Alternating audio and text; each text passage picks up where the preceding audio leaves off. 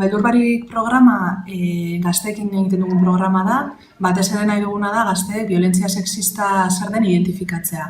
Eta euren egunerokoan jakiteare sexismoa dagoela, ez dela gauza urrun bat, baizik eta agertukoa. Orduan saiatzen garena da eurak jarrera aktiboa lortzea eta euren harremanak eta harremantzeko moduak hobeagoak eta berriak izatea. Nola egiten dugu hau? Beldur Barik programa batez ere da lehiaketa bat, ikus-entzunezko lehiaketa bat, orduan gure udalerriko gazteek parte hartzen dute bideoekin. Bideoak izan behar dute gaia biolentzia sexistaren inguruan, eta eurak egiten dituzte, euren ideietatik abiatuta, eta bar. Aurten egin dugu eskolekin landu Beldur Barik lehiaketa hau, hainbat zentroekin, baina baita ere Lonjako gazteekin landu dugu. Izan ditugu 74 gazte Lonjetan, eta eurak ere Beldur Barik jarrera eta bideoak landu dituzte. Azkenean prozesu guztionen amaieran 3 bideo jaso genituen, 3 saria jaso zuten, eta 2 kategorietan sailkatzen ditugu. 12-17 urtetik bitartean eta 18 urtetik aurrera 26 urtera arte. Azkenengo kategoria honetako neska eta mutilek egin zuten bideo bat, Día que Caperucita se convirtió en lobo feroz, eta oso sorpresatze egin hartu genuen, ze gazte hauek erabaki zuten euren sariaren sari kopuru guztia elikagaien bankura ematea.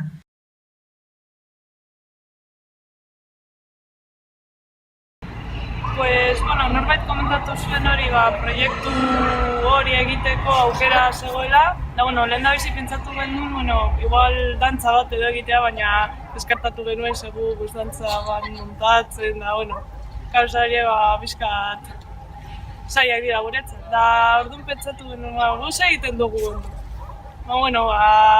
Kortoak eta gauzariek egitea asko gustatzen zaigu, da orduan, arratsalde baten geratu ginen, erabaki genuen korto egitea. Da gainera gure ustez, gu trasladatu nahi genuen helburua korto baten bidez nahiko erraza zala, nola ikusten genuen emakumearen hori rola, hori. Horrezegatik.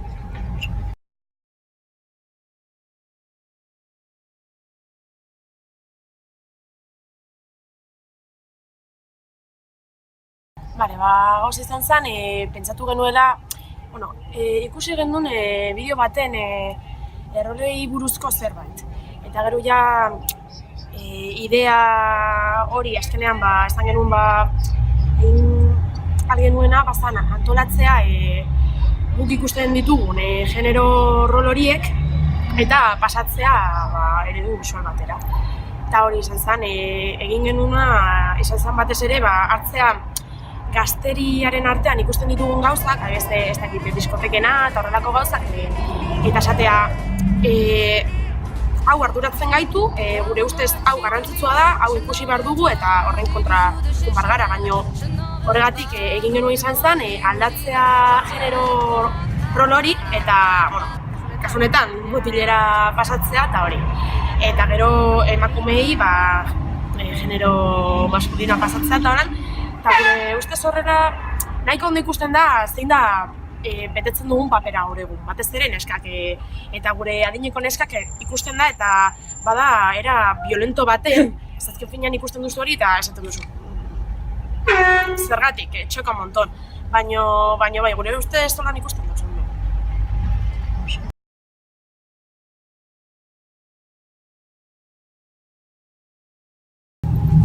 Hasieratik pentsatu genuen zer egingo genuen sariarekin irabaziko bagenu eta afari bat egitea pentsatu genuen eta hori, baina azkenean donatzea proposatu genuen ze konturatu ginen jendea janaria behar zuela eta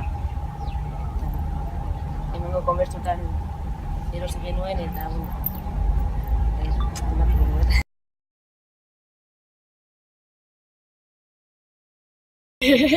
Guztiz desegokia, nire guztiz ere. Bada gauza gaur egun gaztea ikusten dela, aktore pasio bat bezala, ikusten da gaztea lonjan, diskoteketan, gero klase eta listo, etxera. Eta nire ustez ez da holan. Ez da holan ikusi behar, baino ere esan dezaket gaur egun batez ere abiez erandion. Honelako herri baten bada agian ematen dugun papera, badirudi horrela garela, baino ez da holan. Eta konturatzen gara gauzetaz, eta holako gauzak, eta azken finean nire ustez bada pasiboak bezala ikusten gaituztela, baina ere ez dute pizgarririk emoten, ez dago pizgarri bat gupisteko.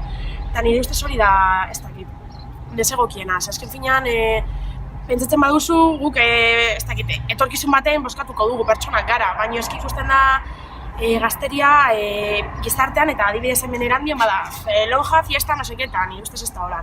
Eta berez egin behar dena hori da gaztak piztea eta aktortzea.